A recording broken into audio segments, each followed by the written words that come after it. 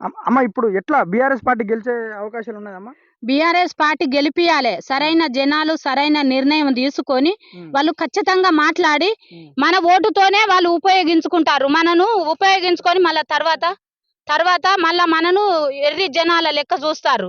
అట్లా కాబట్టి మనం సరైన నాయకుడిని వెన్నుకొని మనం ఇప్పుడు కేసీఆర్ కు మనం ఓటేక ఆయన అన్యాయం చేసినాం. ఇప్పుడు మాత్రం అసలు చేయొద్దు. మనం సరైన నిర్ణయం తీసుకొని సరైన నాయకుడిని గెలిపియాలని అనుకుంటే బీఆర్ఎస్ కు ఓటేయాలి. అట్లా అని జనాలు అందరూ ఆలోచించండి. దయచేసి మీరు మాత్రం మోసం చేసుకోకండి. మన చేతులు మన నెత్తి మీదనే పెడతారు ఎవరైనా. కానీ కేసీఆర్ చేసిన వరకు కొంతవరకు నడిచింది.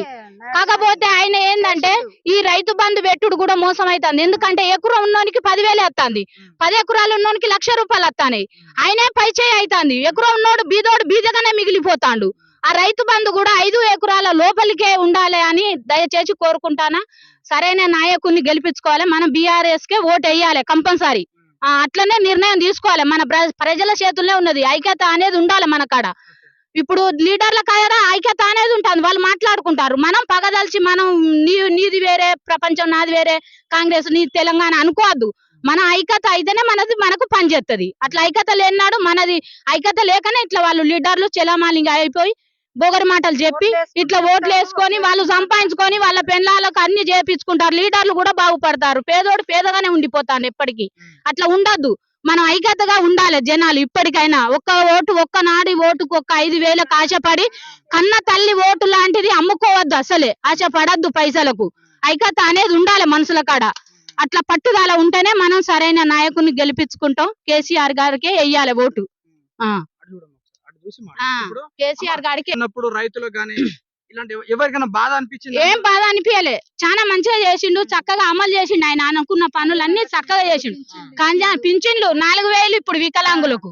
ఆయన ఎట్లా ఆలోచించిండు అంటే వికలాంగులు అంటే 2 చేతులు లేని వాళ్ళు ఉంటారు.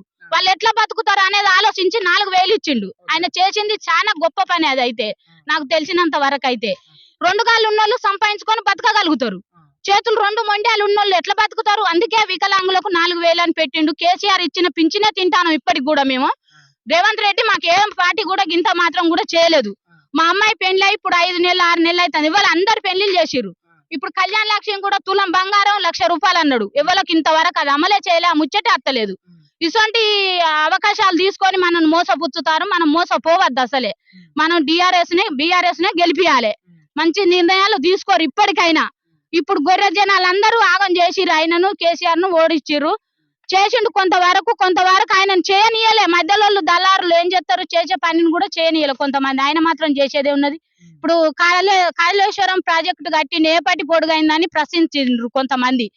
ఆయన కట్టుమని తోలిండు. కూలి మనుషులు మధ్యలో ఖరాబ్ చేసిన దానికి ఆయన ఏం చేస్తాడు? అట్లాంటి పనులు మళ్ళా నీళ్ళు ఇడిచిపెట్టడం అన్ని జరుగుతాయి. అట్లా అనొద్దు. ఎవరైనా ఆలోచించయ్యిర్రి. ఇప్పుడు ఈయననే కాదు, మీరు చాలా ఆలోచించి ఓటు వేయాలి. బీఆర్ఎస్ ని గెలిపించుకోవాలి. కాంగ్రెస్ ప్రభుత్వం వచ్చి మనకి ఇప్పుడు ఏం చేసింది? ఏం చేయాలి? ఒక బస్సు పెడితే కొట్లాడుకుంటారు, తన్నుకుంటారు. ఆడోళ్ళు చిక్కల పట్టుకొని తన్నుకుంటారు. ₹10 బస్ కిరాయికి ఆడోళ్ళు తన్నుకుంటారు. అసొంటి అవకాశాలు ఇయ్యద్దు. మన పల్లెటూర్లకైతే సంవత్సరానికి ఒక్కసారి పోతాం మన అవ్వగారి ఇళ్ళకు పండుగలు అయితే. మనకి ఎలాంటి అవకాశం లేదు. అది ఇప్పుడు అదే మస్తు మంది పోతారు. జనాలు ఆపుతలేడు. బస్సు డ్రైవర్ ఏందమ్మా మీకు ఇట్లా చేసిండు రేవంత్ రెడ్డి అని తిడతాండు. డ్రైవర్లు కూడా ఎవరు పెట్టమన్నారు అని అంటే కూడా వాళ్ళు ఆపుతలేరు. చాలా ఇబ్బంది జరుగుతుంది ఆడోళ్ళకైతే. కొట్టుకునే కాడికి వస్తుంది. కాళ్ళ కింద పడి చనిపోయే రోజులు వచ్చినాయి. ఇప్పుడు ఆ బస్సుకు ఛార్జీ మాత్రం దయచేసి అసలు రేవంత్ రెడ్డికి వేయద్దు ఓటు. ఖచ్చితంగా సరైన మనుషులు అయితే మనం అన్ని ఆలోచించుకుంటే ఏమనుకున్నా మంచిదే. మనం అయితే మాత్రం ఐక్యత అనేది ఉండాలి ప్రజల కాడ. ఐక్యత ఉంటేనే నడుతుంది. ఇప్పుడు 4 నెలలు పరిపాలన చూసింది కదా రేవంత్ రెడ్డిది. సో ఎట్లా అనిపిస్తుందమ్మా? ఇప్పుడు మళ్ళీ గెలిపించే అవకాశాలు ఉన్నాయా, లేదంటే మళ్ళీ బీఆర్ఎస్ కే మొగ్గు చూపే అవకాశాలు ఉన్నాయా? గెలిపించే అవకాశాలంటే ప్రజలు డబ్బుకు ఆశపడతారు. చీరలకు డబ్బుకు ఆశపడి 10,000 20,000 అట్లా ఆశ చూపెట్టి ఈ కాంగ్రెస్ ప్రభుత్వం వచ్చి గట్ల చేస్తారు. అట్లా ఆశపడద్దు. ఆశపడకుండా మనం కేసీఆర్ గారిని గెలిపించుకోవాలి ఈసారి కంపల్సరీ. అసలు ఆశలు పెట్టుకోవద్దు. పైసలకే డబ్బుకు ఆశపడతారు జనాలు. ఏం లేదు, ఒక్క 10 రోజుల సుఖానికి బానిసై డబ్బుగా అమ్ముడు పోయి ఓటు అతని కేసుడు జరగడం జరుగుతుంది. అట్లాంటి విషయాలలో మోసపోకండి. 10,000 మనం మంచిగుంటే కేసీఆర్ గారు మంచి మనిషి అత్తే మాత్రం అసొంటి 10,000 ఎన్నో అవకాశాలు ఉంటాయి మనకు. ఒక్కనాడు ఓటుకు వాడు 5,000 ఇచ్చి ఇంత బరండి పోతే తాగి వెయ్యొద్దు. మనం చాలా తెలివి తెచ్చుకోవాలి మనం జనాలు. ఇప్పటికీ గొర్రెలే జనాలు. జనాలది ఏమున్నది అంటారు. జనాలు దలుచుకుంటేనే అవుతుంది ఏదైనా. జనాలు దలుచుకుంది కాదు. ఎప్పుడైనా ఒక్కటి కంచే స్టార్ట్ చేస్తాం, ఒక్క మనిషితోనే స్టార్ట్ అవుతుంది లెక్క. అది ఒక్కటి గుర్తించుకోవాలి. ఇక ప్రజల కాడున్నది. బీఆర్ఎస్ కు మాత్రం పక్కా వేయాలి ఓటు. ఇప్పుడు ఒకవేళ కేసీఆర్ ఉద్యమం చేయకపోయి ఉంటే రేవంత్ రెడ్డి తెలంగాణ రాష్ట్రాన్ని తెచ్చేవాడు.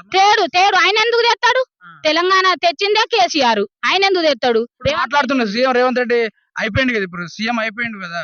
ఇప్పుడు ఎట్లా చూస్తా ఉన్నారు? ఒకవేళ ఇప్పుడు 6 పథకాలు అని చెప్పిండు, జనాల్ని మళ్ళీ మభ్య పెడతా ఉన్నాడు. ఇప్పుడు ఏమంటున్నా అంటే మళ్ళీ ఈ రైతు రుణమాఫీ గానీ రైతు బంధు గానీ ఏదున్నా మళ్ళీ ఆగస్టు 15 తర్వాత చెప్తా ఉన్నాడు. ఎట్లా చూస్తారమ్మా?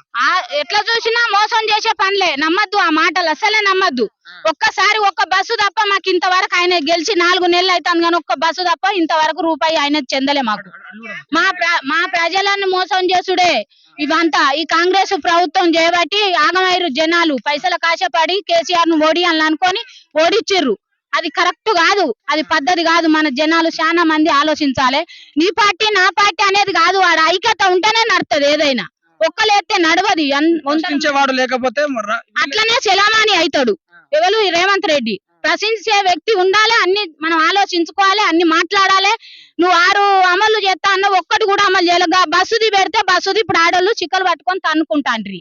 ఎందుకు పెట్టినట్టు? ఇండ్లు ఇస్తానన్నాడు, ఇండ్లు లేవు, ఏది లేదు, ఏం చేయలే ఆయన ఇంతవరకు. అయితే చాలా రోజులు మీరు ఆలోచించి ఓటేయండి. బీఆర్ఎస్ ను గెలిపించుకుంటే మనకి ఇప్పటికైనా ఎంపీ తరపునైనా ఇంత వచ్చే అవకాశం ఉంటది.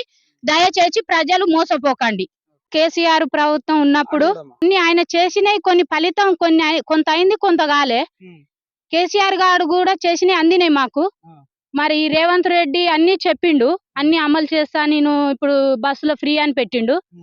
పల్లెటూరు వాళ్ళకు చాలా ఇబ్బంది అవుతుంది, సిటీ వాళ్ళకు మేలు అవుతుంది ఆయన చేసింది. పల్లెటూరు వాళ్ళకి ఎట్లా అవుతుందంటే, మేము ఎన్నడన్నా పోదామంటే ఇక్కడ ఆపమంటే కూడా బస్సులు ఆపుతలేరు. మీకేందమ్మా, మీకు కార్డులు చేయబట్టి రేవంత్ రెడ్డి బాగా ఎక్కువ చేస్తాడు, మీ ఆడోళ్లకు అది చేసిండు అని మమ్మల్ని డ్రైవర్లు అంటారు. ఇవన్నీ చేసి కూడా అమలు చేయకుండా కొన్ని ఇప్పుడు కళ్యాణ లక్ష్మి కూడా ఇంతవరకు రాలేదు, అది కూడా చెప్పిండు, అది కూడా అమలు చేయలే. గ్యాస్ కూడా అమలు కాలే, ఇంకా అమలు అయిందంటారు. 1000 తీసుకుంటాడు, 950 తీసుకుంటాడు. అవి మళ్ళా మా అకౌంట్ లోనే పడతాయని చెప్పిర్రు. అకౌంట్ లో లేదు, ఏం లేదు. అన్ని ఇట్లాంటి మాటలు చెప్పవద్దు. కాకపోతే గొర్రెలు జనాలు ఏంది, ఎటు వంగితే అటు పైసల కాశపడి వేస్తారు. అట్లా వేయద్దు, అట్లాంటి కార్యక్రమం చేయొద్దు.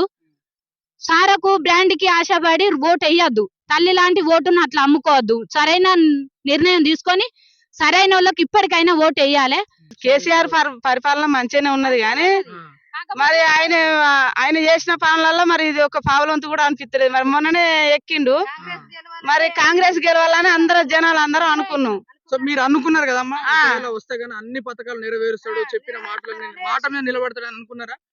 ఇక అనుకుంటాను గానీ నిలబడతట్లే అనిపిస్తలేదు. మాటలు ఉరుకుతానే అయినాయి. రేవంత్ అన్నయ్య మాటలు మానవ బాంబు అయితా, ఇదైతా అదైతా అంటే కొద్దిగా జనాలకు కూడా కోపం వస్తుంది. సో ఒక ముఖ్యమంత్రి హోదాలో ఉండి మాట్లాడతలేడు అన్నట్టుగా మీరు అట్లా మంచిగా అనిపిస్తలేదు. ఆయన చేసే పనులు అవపడతలేవు. పథకాలలో ఏ పథకాలు వచ్చినాయి? బస్సు వచ్చింది ఒకటి, ఇక అంతే. ఏం అవపడతలేదు. బస్సు కూడా వచ్చినా గానీ పల్లెటూరులో ఆపుతాడు బస్సు. ఆయన మాటలో మంచిగా అనిపించలేదు. కాంగ్రెస్ కి గెలిపించిన మళ్ళీ ఎట్లయితుందో ఏమో అన్న భయం అవుతుంది జనాలకు. సో ఇప్పుడు మళ్ళీ బీఆర్ఎస్ కి చాలా మంది చెప్తా ఉన్నారు ప్రజలు, మళ్ళీ ఇప్పుడు కాంగ్రెస్ కి అన్ని బోగస్ మాటలు చెప్పి జనాలు మభ్యపెట్టి పడతట్టున్నాయి ఓట్లు. ఈసారి పక్కా పడుతుందా? పడతట్టున్నాయి. సో మీకు ఎట్లా అనిపిస్తుందమ్మా?